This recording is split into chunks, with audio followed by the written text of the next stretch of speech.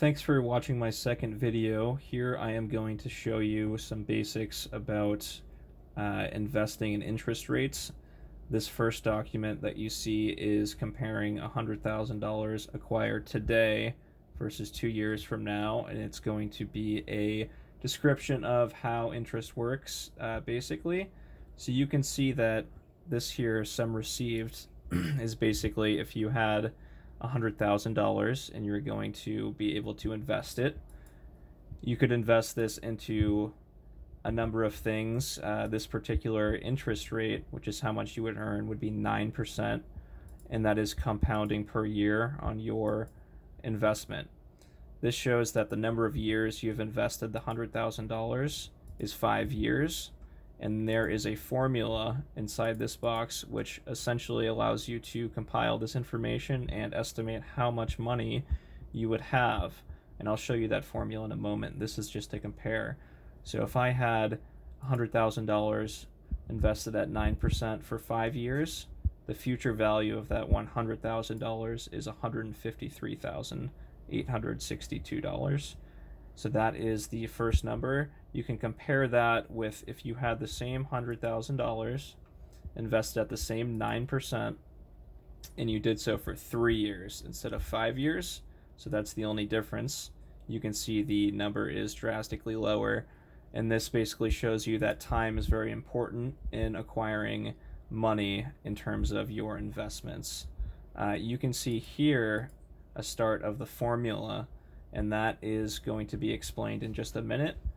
If you need to pause, you can also look at this formula value box, and it goes through and explains what each initial described figure is from the top here.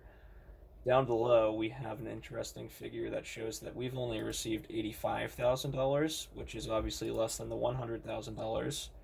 We have the same interest rate of 9%. That means this money gains 9% per year. And we see that it's invested for 5 years. You can compare that with the $100,000 invested for 3 years. And you can see in the end figure here that we have just a bit more money, but still more than the larger sum invested for less time. So that's a good way for you to understand how much time comes into play. If we shift to the right screen here, we can see a few boxes containing the formulas, or the numbers I should say, and I'm going to go over how, if you want to use Excel, you can test some figures. So in Excel, you can type equals, and that's going to be the start of our formula. And if you press F and V, that's going to stand for future value, and that's going to tell us what the future value is. Now you need to press a parentheses, and here the numbers are outlined for you. So when it is asking for the rate, it means the interest rate. And what I can do is click this first box. I can use a comma. It's going to ask us for the number of periods, NPER. The number of years, this is going to be 10 years, so I'm going to click 10. Another comma. It's going to ask me for the payment. Payments is going to be if you were to make additional payments to your deposit. This isn't necessary, and when you're doing this on your own, you can avoid this step if you'd like, or you can add this in as well. So I'm going to add in payments of $500. That's going to be additional payments, and the present value. So this is going to be 10,000 in this scenario, just to a more realistic idea of how you can plan. So this is basically saying I have $10,000. I'm going to put it in an account for 10 years at an interest rate of 6%, and I'm going to make additional payments of $500 each year. The present value is going to be what's in my account currently. So I can click on that, and the type is going to basically mean if you're going to be adding these payments at the beginning or the end of the period. Again, you don't have to worry about the type or the payments if you don't want to.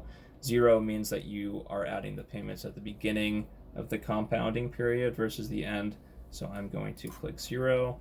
I'm going to close the parentheses, and I'm going to click enter, and that's going to give us the value of $10,000 invested for 10 years at an interest rate of 6% with $500 payments. the value is going to be $24,498.